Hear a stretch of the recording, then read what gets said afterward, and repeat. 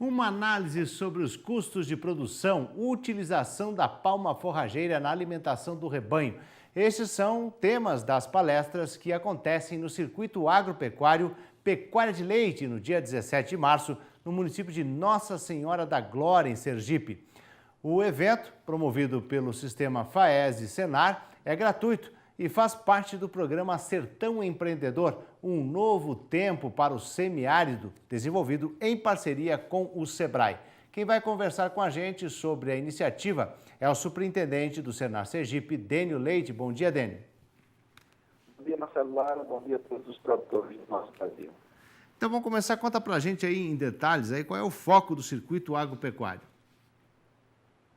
Olha, o foco desse primeiro circuito agropecuário de 2017 é pecuária leiteira, e notadamente para a palma forrageira.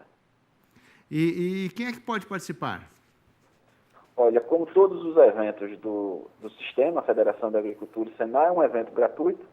Estão convidados, né, os produtores, técnicos, estudantes de toda a região, não só de Sergipe, como da região também do semiárido da Bahia e de Alagoas. E esse é o primeiro circuito voltado para a palma? Sim, é o primeiro voltado para a palma. Agora vamos contar um pouquinho para a gente como é que a palma forrageira entrou na vida aí no semiárido dos pecuaristas. Veja bem, a palma ela chegou originalmente ao Brasil, né, para a exploração da cochonilha, que ela dava aquele corante vermelho, que àquela época a Europa usava bastante o corante vermelho e era um concorrente natural do pau-brasil. Ela chegou na alimentação animal, né, há alguns anos, né, chegou em Sergipe, mas de maneira muito precária, se produzia igual se produz o mandacaru, né, era o extrativista, né, e vários produtores começaram a se dedicar àquela cultura, plantaram comercialmente para os seus rebanhos. Depois chegou a pesquisa com a Embrapa, com as universidades federais, pesquisando a palma na alimentação animal. E nós temos hoje grandes unidades demonstrativas, grandes produtores que chegam a produzir 450 toneladas de matéria verde por hectare ano. Então, a palma, não se fala em pecuária leiteira na região do semiárido, no Nordeste brasileiro, sem que a palma esteja inserida nesse contexto. Ela entrou firme justamente para garantir esta produção, principalmente na questão da seca especificamente, né?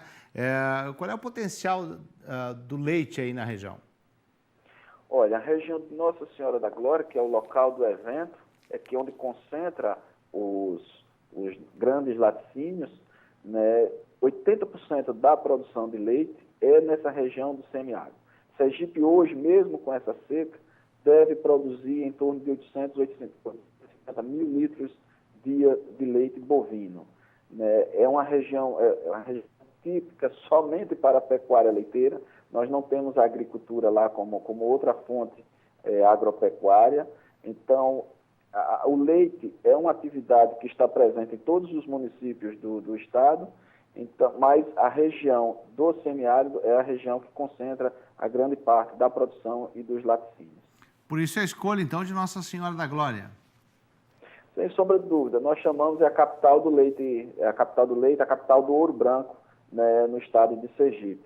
E nós temos lá 4 grandes laticínios, nós devemos ter entre fabriqueta e pequenos laticínios algo em torno de uns 250, somente em Nossa Senhora da Glória, e depois ele abrange para toda a região do semiárido. Nós chegamos a captar leite nos estados da Bahia, no estado de Alagoas. Então, Sergipe hoje é um grande produtor de leite e produtor de seus derivados. Agora, com essa questão toda dos últimos anos, com seca e tudo mais, essa produção, ela estabilizou, ela caiu muito? Como é a avaliação que você faz? Olha, ela caiu um pouco nessa estiagem, né, 2016-2017, mas o estado de Sergipe, dentro do Nordeste, é o estado que mais cresceu a produção de leite nos últimos 10 anos. Nós nos tornamos o 5º produtor de leite do Nordeste, produzimos mais leite hoje do que o estado de Alagoas, que é conhecido como um berço na produção leiteira, né? E aí foi essa a nossa intenção. Nós precisamos fomentar a pecuária leiteira, nós precisamos dar um apoio aos produtores de leite, e não se pensa em produzir leite no semiárido sem a palma. Né? Nós temos alguns estudos, né, que a produção de palma, né, a alimentação de palma pelos animais, né, diminui a ingestão de água por esses animais. Então, um animal típico que ingere 50 litros de água por dia, ela passa a ter uma alimentação voltada à base de palma, ele cai esse consumo de água de 50 para 30 litros. Então, isso significa indiretamente também uma ajuda ao produtor, que ele não precisa de tanta água, de disponibilizar tanta água para os seus animais, porque já vem via indireta pela palma. E a resposta na produtividade do leite? Não, é perfeita, é magnífica. Então, tem alguns estudos, nós precisamos aliar a palma com outro subproduto. A palma, ela tem um alto teor de energia, mas ela tem pouca fibra. Então, os produtores hoje têm utilizado bagaço de cana das usinas com a palma, certo? E algum concentrado. E aí, com grandes produções leiteiras nos seus rebanhos. E qual é a genética que está sendo utilizada aí mais adequada aí na região? Olha, por incrível que pareça, nós temos na região do Alto Sertão um rebanho típico holandês. Holandês puro, holandês PC, né, os animais, vamos dizer assim, de um grau de sangue 7/8, né, porque nós estamos numa região de alta altitude, nós estamos longe do mar, então nós não temos problema com carrapato. Os animais se aclimataram muito bem aqui, então nós temos um berço de holandês aqui muito bom, por incrível que pareça. Várias pessoas não acreditam quando chegam aqui que eles encontram animais em curral, em sala de ordenha, com 30 quilos de produção diária, com 40 quilos de produção diária. Nós já tivemos animais nascidos em Sergipe, em concursos leiteiros, que chegaram a 74 quilos dia. Né? Então, nós temos uma boa genética aqui no estado, aliado agora a uma alimentação sem grandes inovações, nossa alimentação à base de sorgo, à base de palma, à base de capim-búfalo. Então, a nossa produção ela deslanchou muito com esse equilíbrio em genética e nutrição.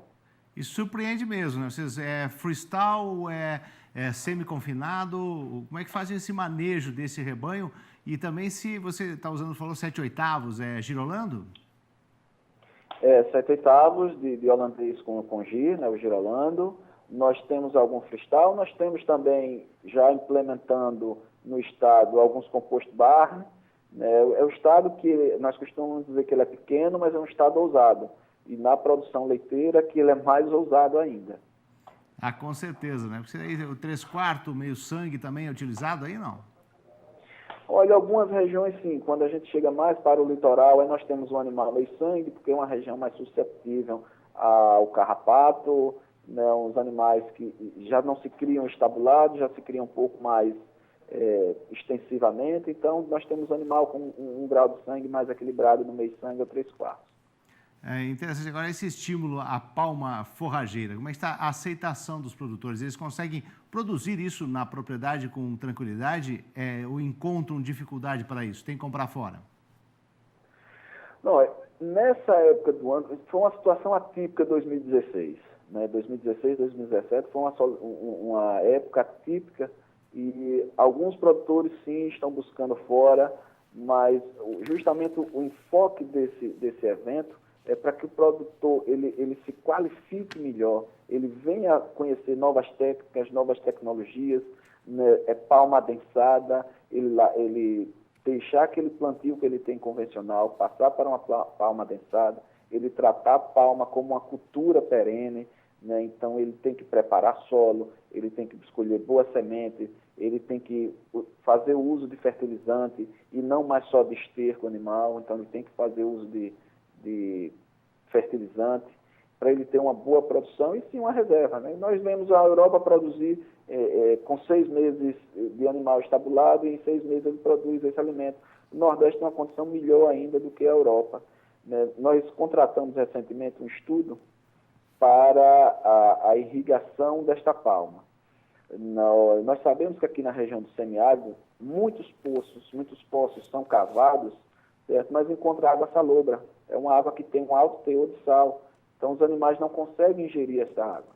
Mas existem estudos que dizem que até um teor até um certo nível de sal nesta água, ela pode ser utilizada para irrigação.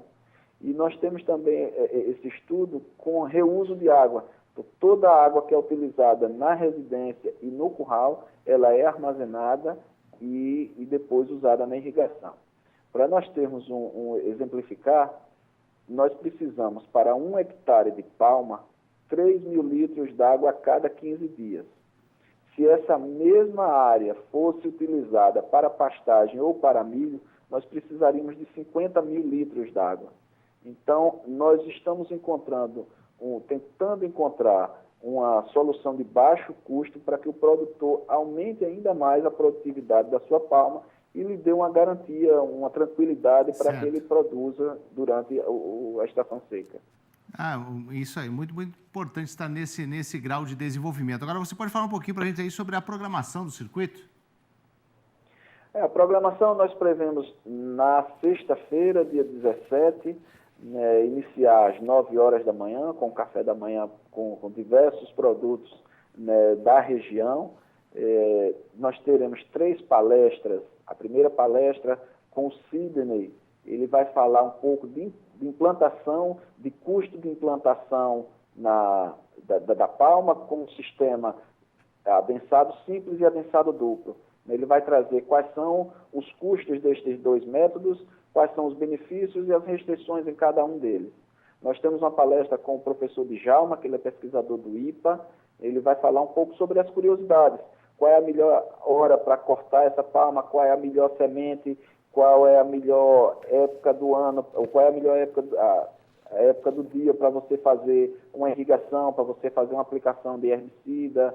Ele vai trazer algumas curiosidades sobre a palma, inclusive sobre o consumo dos animais também com relação à palma.